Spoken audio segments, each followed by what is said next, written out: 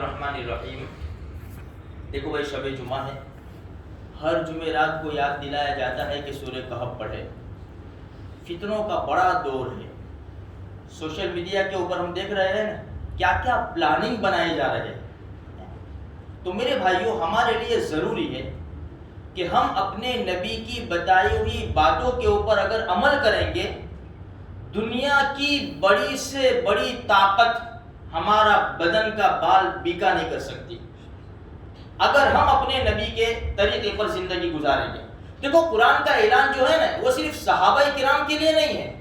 چوتھے پارے میں وَلَا تَهِنُوا وَلَا تَحْزَنُوا وَأَنْتُمُ الْأَعْلَوْنَ إِن كُنتُم مُؤْمِنِينَ، کہ فکر نہ کرو، غم نہ کرو، تم ہی کامیاب رہو گے، تم ہی سر بلند رہو گے، شرط یہ ہے کہ تم ایمان والے بن جاؤ۔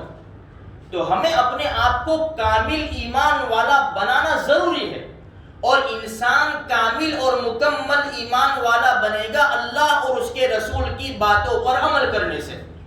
اس لیے دیکھو، یہ فتنوں کا دور ہے، کتنا آسان ہے، ہر جمعرات کو بتایا جاتا ہے کہ سورہ کہف پڑھ لو، اپنی ذمہ داری سمجھ کے سورہ کہف پڑھو۔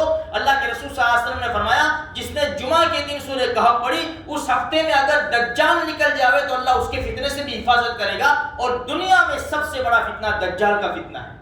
یہ چھوٹے چھوٹے دجال ایسے چلے جائیں گے۔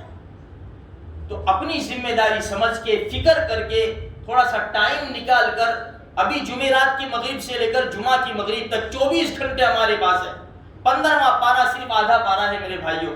اس لیے فکر کر کے ضرور ہم سورہ کہف پڑھیں۔ دوسرے نمبر کے اوپر ہے سورہ دخان۔ نبی کریم صلی اللہ علیہ وسلم کا پاک ارشاد ہے کہ جس نے سورہ دخان جمعہ کے دن پڑھی، اللہ اس کے لیے جنت میں محل بنائے گا۔ 25ویں پارے میں سورہ دخان ہے۔ اور درود شریف تو ہم سب جانتے ہیں میرے بھائیوں، ہے افضل الذکر، لا الہ الا اللہ ہے، درود شریف ہے۔ درود شریف کے اتنے فائدے ہیں کہ یعنی انسان تصور نہیں کر سکتا۔ شیخ ذکیر رحمۃ اللہ علیہ نے اپنی کتاب ایک واقعہ لکھا ہے کہ حضرت شبلی، شیخ المشائخ حضرت شبلی نور اللہ مرقدہ، خود فرماتے ہیں کہ میرا پڑوسی، اس کا انتقال ہو گیا، میں نے اسے خواب میں دیکھا، میں نے اس سے پوچھا کہ اللہ کے بندے کیا گزری؟ تو کہنے لگا، شبلی بات ہی نہ کر، بڑے سخت حالات آئے، بہت حالات میں سے میں گزرا ہوں۔ جب میں قبر میں گیا تو منکر نکیر آ گئے سوال کرنے کے لیے، تو میں تھوڑا گڑبڑ میں آ گیا کہ میں کس طرح جواب دوں ان کو۔ قریب کہ میرے جواب نہ دے سکنے کی وجہ سے کہ میرے لیے عذاب کی تیاریاں ہونے لگی۔ میں نے کہا کہ اللہ، یہ کیا بات ہے؟ میں ایمان پر نہیں مرا کہ میرے لیے عذاب کی تیاریاں ہو رہی ہے؟ اتنے میں بہترین قسم کا خوبصورت انسان ظاہر ہوا اور میرے اور منکر نکیر کے درمیان حائل ہو گیا۔ تو میں نے کہا کہ آپ کون ہیں؟ اتنے خوبصورت آدمی؟ تو وہ کہنے لگا کہ تیرے کثرت درود کی وجہ سے، جو اللہ کے رسول کے اوپر تو زیادہ سے زیادہ درود شریف پڑھتا تھا، کثرت درود کی وجہ سے اللہ پاک نے مجھے انسانی شکل دے دی، اور یوں فرمایا کہ ہر موڑ کے اوپر میں تیری مدد کروں۔ تو میں تیری مدد کے لیے آیا ہوں اللہ کی طرف سے کہ تجھے قبر میں عذاب نہ ہو اور تجھے مغفرت مل جاوے اور آگے کی منزل آسان ہو جاوے۔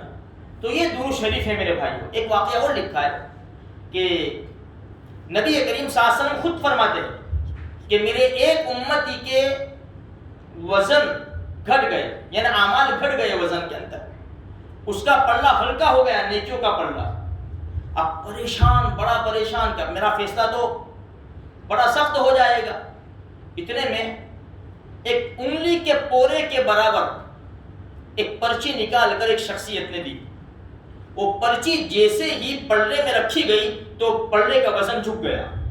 آدمی کہنے لگا کہ میرے ماں باپ آپ پر قربان، آپ کون ہو؟ آپ صورت کے اعتبار سے بھی اچھے، سیرت کے بھی اعتبار سے اچھے، آپ کون ہو؟ تو نبی کریم صلی اللہ علیہ وسلم نے فرمایا میں تیرا نبی ہوں، میں تیرا نبی ہوں، تو نے مجھ پر درود شریف بہت پڑھا ہے، میں نے وہ درود شریف سنبھال کے رکھا، آج جب تو مصیبت میں گرفتار ہوا ہے تو یہ میں تیرے کام آ گیا ہوں۔ تو اتنی زیادہ درود شریف کی فضیلت ہے میرے بھائیوں، اس لیے چلتے پھرتے اٹھتے بیٹھتے ہم درود شریف پڑھا کریں گے، اس کے بہت بڑے بڑے فائدے ہیں۔ اپنی اولاد سے خصوصاً کہو، اپنے بچوں سے اور خصوصاً بچیوں سے، جو ہماری بچیاں باہر جا رہی، ٹیوشن کے لیے جا رہی ہیں، اور ابھی تو جیسے سب بند ہیں، کالج وغیرہ میں ہمارے بچے جاتے ہوئے، ان سے کہو بیٹا قدم قدم کے اوپر درود شریف پڑھو، اس لیے کہ جب انسان ایک مرتبہ درود شریف پڑھتا ہے 10 نیکیاں ملتی ہے، 10 گناہ معاف ہوتے ہیں، 10 درجے بلند ہوتے ہیں، اور اللہ کی 10 رحمتیں اترتی ہیں۔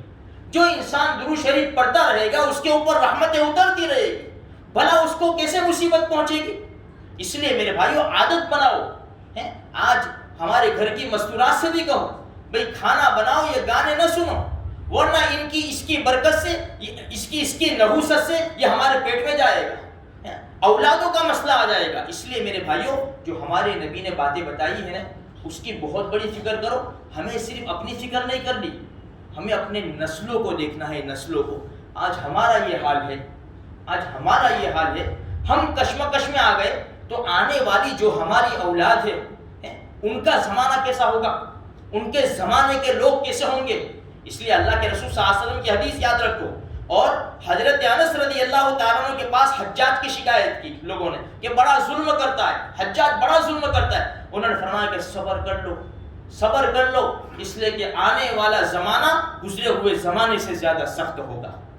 اس لیے میرے بھائیوں ہم اپنی دعائیں کریں گے، ہماری اولاد کو فائدہ ہو جائے گا، اولاد کی اولاد کو فائدہ ہو جائے گا۔ ہم تھوڑے اعمال کریں گے، یہ ہمارے ایک چھوٹے اعمالوں کی وجہ سے ہماری نسلوں کو فائدہ ہو جائے گا، ورنہ ماحول ہمارے سامنے ارتداد یعنی اسلام کو چھوڑ دینا، اسلام کے سودے کر دینا، چھوٹے چھوٹے یعنی معاملوں کے اوپر، یہ چھوٹے چھوٹے پیسوں کے اوپر اسلام کے سودے کر دینا۔ قرآن کیا کہتا ہے دیکھو تو صحیح، اولئک الذین اشتروا الضلالۃ بالہدی والعذاب بالمغفرہ۔ یہ لوگ دیکھو تو صحیح کہ گمراہی کو خریدتے ہیں ہدایت کے بدلے میں، اور عذاب کو خریدتے ہیں مغفرت کے بدلے میں۔